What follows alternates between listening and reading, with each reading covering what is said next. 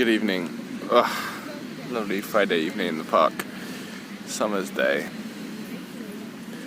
And I might have a slightly squinty eye, so I'm having a bit of a contact lens issue. Anyway, we'll talk about finding your own truth. A lot of the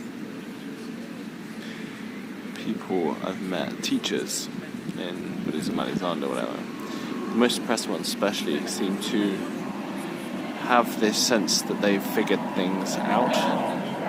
No, wait, hang on, let me rephrase that.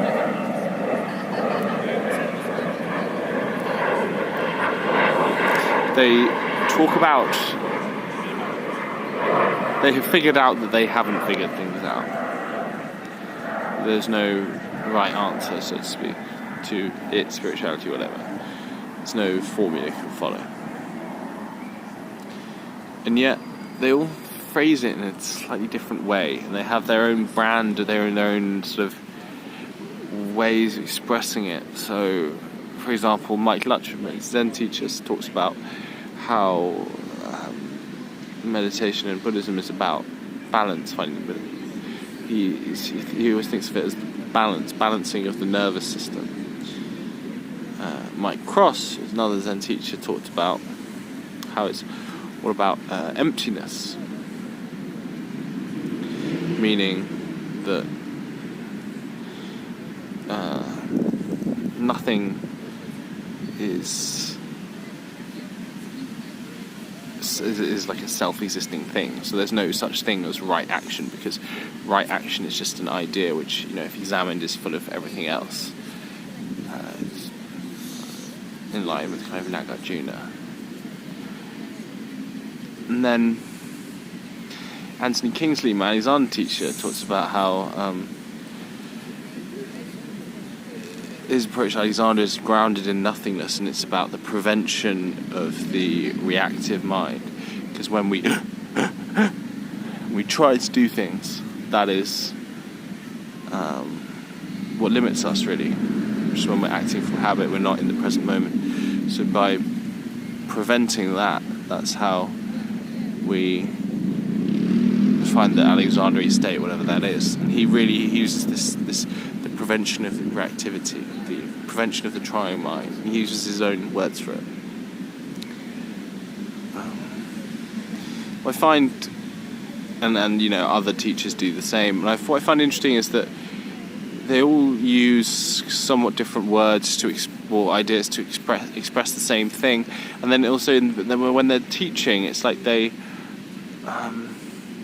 think there's a sense that is the right answer. That their understanding is the right understanding. It is about balance. It is about emptiness. It is about the prevention from reaction. That's what it is.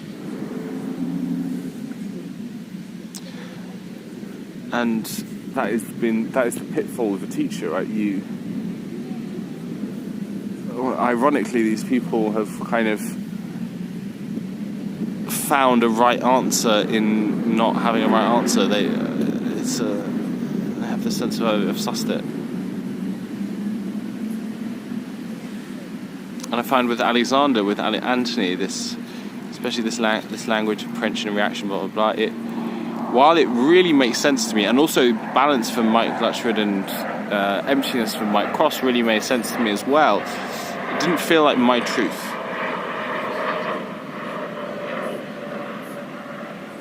It doesn't feel like I've sussed that out and made it work for me. And if, to the extent I talk about these things in those terms, I think I'm in some way trying to mimic the truth of another.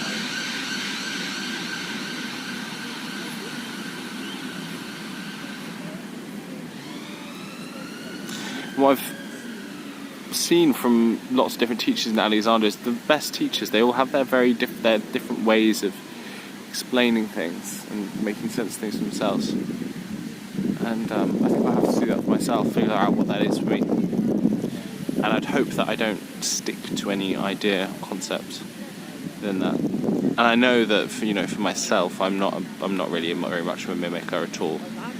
I always have to make things my own, make sense for me. I'm not a copier. which is quite lucky.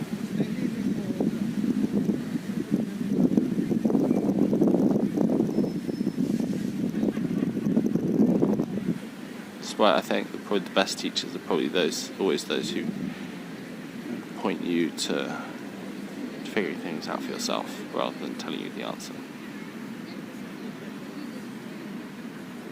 Yeah. Good night. I'm about to go on a meditation retreat tomorrow. Woo woo.